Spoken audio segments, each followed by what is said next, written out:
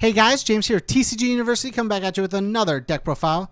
Today I'm going to be showing you Kurama. This is just Kurama. He built this for the 7-hander showdown we did, 7-hander brawl, whatever their name was for this week. He built it for that. The deck's really fun and cool, so let's get into it. Okay guys, Kurama is a 7/17 with all life and water. Our deck is under life today.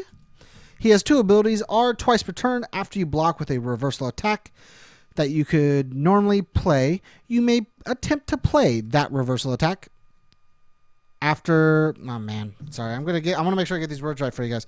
After you block with a reversal attack that you can normally play, you may attempt to play it as a reversal after the blocked attack resolves. Okay. And then respond, check a 5 after your reversal attack deals damage. It does not count towards progressive difficulty for the rest of this turn. So let's get into it. Sorry, man, saying the reversal keyword a lot is sometimes confusing. We're playing 3 Templar. One of the problems you run into with Kurama is having the good blocks you need to make sure you block and live. Templar is a good, solid 1 mid block that lets you gain life and just expand your 17 life just enough to where you get to keep playing blocks.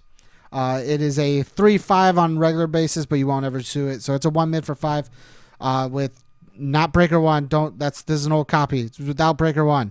But it says respond card pull. After you block with this card, draw 2 cards and gain 2 life. Being able to just extend our 17 life just is really needed. I think he could have dealt with, I think he would have been fine with like 19, 20 life. He's just such a small boy. Like he gets touched and he's just dead. I find anybody who really wants to play Kurama, shout out to you guys for like having to put in this work for having to play this small boy.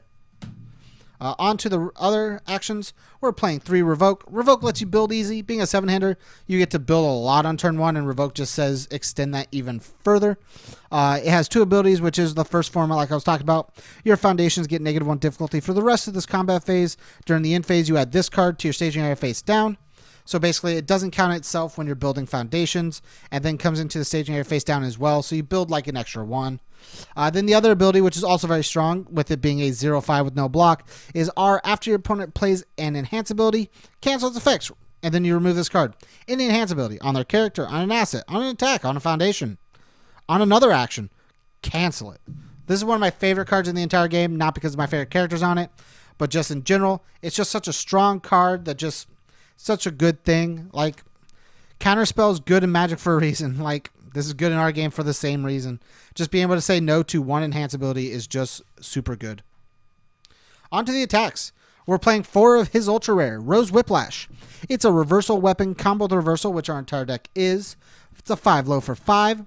Combo E. This attack gets 4 speed and 4 damage, and then you gain 4 life. Like I said, extending that life total is so good with this character. And then E, opponent's turn, you get to add 1 reversal card from your discard pile to your hand. That's super nuts. It gives you another attack to pick up. Sometimes you pick up just Rose Whiplash. Sometimes you pick up something else. But it's just super strong to block. Like if you get to block reversal with this, pick up another one, block reversal, then combo. Like just being able to play it and pick something else up is just super nuts. And then gain 4 life, +4/+4, making it a 9 low for 9. Super good. Then we got 4 Caicos Lap. Caicos Lap is a Fury reversal, 4/3, 2 low block, 3 mid for 3. Has a stack that says it ignores progressive difficulty during your opponent's turn. And then E, if this attack deals damage, your opponent's next attack this turn gets +3 difficulty, and your opponent's next attack this turn gets +3 difficulty. Yeah, and then E, your next attack this turn gets -2 difficulty, meaning you're going to play things for cheaper as well. It's just super strong. It's like a pseudo breaker if your opponent doesn't block it. And then if they do, they still had to discard a card from hand and clog their card pool, hopefully. So it's just super good. We're playing 4 Spear Charge Punch. It's a Charge Punch reversal. 4 mid for 4, 4 diff, 1 mid block, 3 control. So it's good to block with. Lets you reversal basically for free. And then E, the next attack play this turn gets +3 or -3 damage. Super good. Giving something +3 if you're going to play another reversal. -3 if it's your opponent's turn. Just super good. Then we're playing 4 of one of my favorite cards from the new set. Or probably, in my opinion, one of the best reversals from the new set, Nervosa Lap. It's a 3 high for 5, 4 diff, 3 control, 1 high block, 2 abilities. E, if this attack was played as a reversal, raid 2 foundations that have not been ready this combat phase. And then E, if this attack is not completely blocked, commit your opponent's character. And oh boy, is commit your opponent's character nuts. Because why would you ever want to block on your own turn? It just eliminates the purpose of like attacking. Why would you attack if you're just not going to have to do anything? Super strong. On to the other cards. We're playing 2 Precise Blow. I like this card as well. It's a 1 for 3, 3 diff, 1 mid block, 3 control. R, after you block this card, seal the blocked attack and your opponent adds the top card of their deck to their card pool face down. Take note, this does not, Precise Blow does not stop throws. I repeat, Precise Blow does not stop throws. There should be a video up, I hope, soon. I made a video about this in the TLDRs, but it just does not stop throw because of the way it works. Throw will decide on block before the response window opens that it's going to deal half damage, and then you'll seal it, and the game state will still deal that half damage.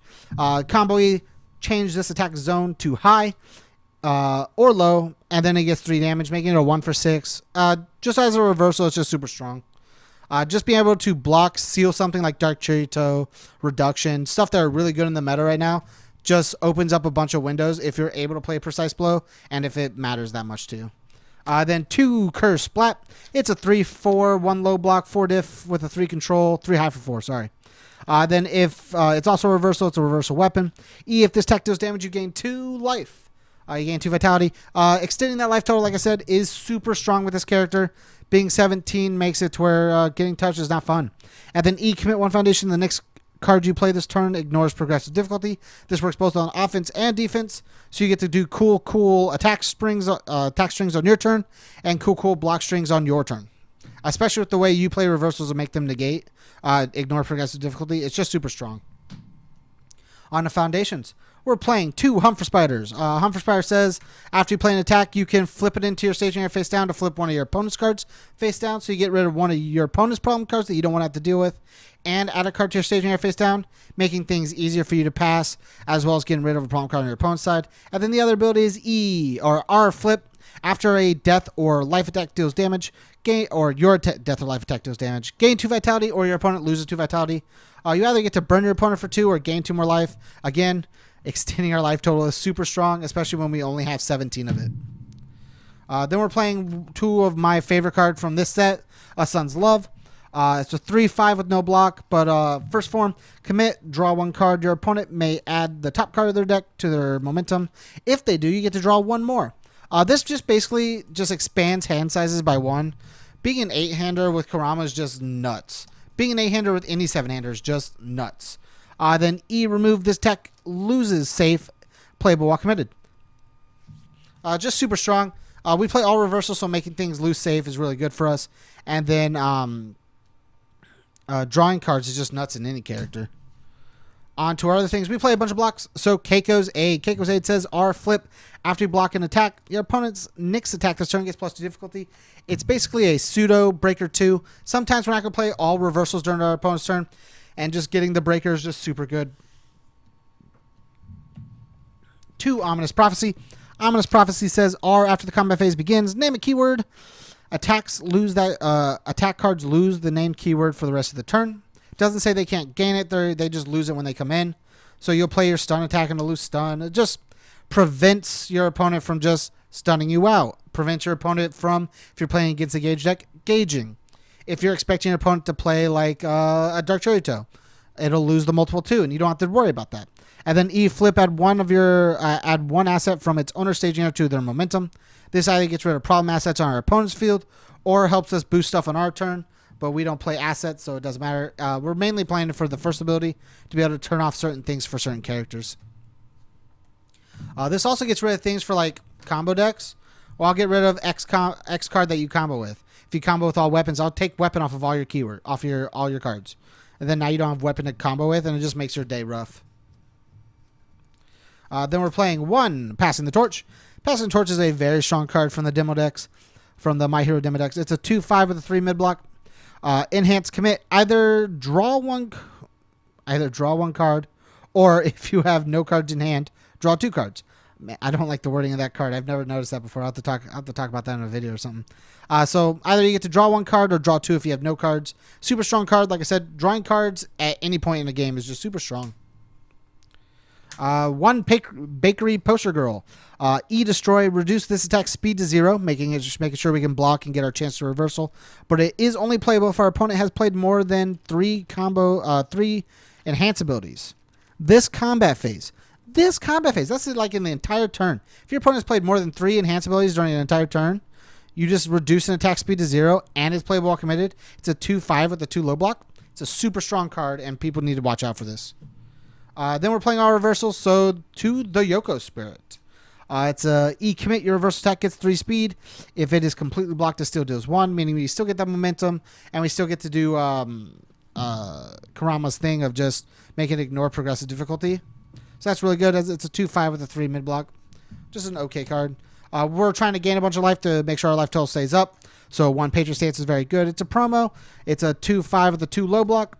Unique. Or after you gain a vitality, gain 1 more. Or after you gain vitality, gain 1 vitality. It's just a once per turn. Just extend that life gain by 1. And then flip, opponent's turn, add 1 kick or punch attack from your card pool to your hand. This works really well with like our Spirit Charge kit. Let's see here. I'll pull them all out. This works well with our... I think it's only going to be the Spirit Charge Punch. Yeah, it looks like it's only going to be the Spirit Charge Punch. But being able to pick up the Spirit Charge Punch and play it again, super good, especially when it gives -3 damage. Super, super nuts. On to the other foundations we're playing. 3, Reborn Human. Reborn Human's really good on block because it says we gain vitality whenever we take damage. As well as good on attack turns because anytime we deal damage, we gain vitality. This is very good because like our opponent, we play reversal, so our opponent's attack gain us life. Our attacks, if they deal, gain us life. It's just super strong. And then while it's in our card pool, it doesn't count towards progressive to play attack cards. So it means anytime we block in reversal, it won't count this card. It's super good. Super strong. We're playing 4 Malfestation. Malfestation is a 1/6 with a 2 high block with only a static on it that says after this card's committed due to a stun ability or to pay the cost of your ability, your opponent commits 1 card. Our ability is our check of 5. So if we have to commit cards for our check of 5 and we commit Malfestation, our opponent will have to commit. So that's the cool combo with that one. It's super strong. 3, Habitual Smoker. Habitual Smoker is a 1/5/3 mid block that says lose 1 vitality. If this attack deals no damage, gain 2. So if you know you're going to block something and it's not going to deal damage, you can gain a life basically. And then if you know your opponent's going to block your attack, you can gain a life basically. And just make sure that you try to keep that life total up. Like I said, 17 is not a lot. 17 is not a lot, especially when like the character on this one, the Spike from the Cowboy Bebop set from the starter edition, has 24 of it, and Yusuke from Kurama set has 22 for the same amount of cards in hand. Like it just for 5 more health, you could just play Yusuke, but obviously you want to play Kurama. And for like 7 more health, you can just play Spike, but obviously you want to play Kurama. But like it's just super rough being a 17 life 7-hander. So being able to gain life is super needed. Then 3, Saved by Child. It's a 1/5 with a 2 low block. Destroy. If you have 6 or fewer foundations, this attack gets -4 speed. And then Destroy. This attack gets -2 speed. Playable while committed. Being a playable while committed just means you get to commit it with Kurama to play an attack or play or block. So you could then play a reversal. And then still be able to blow it up to block something else as well.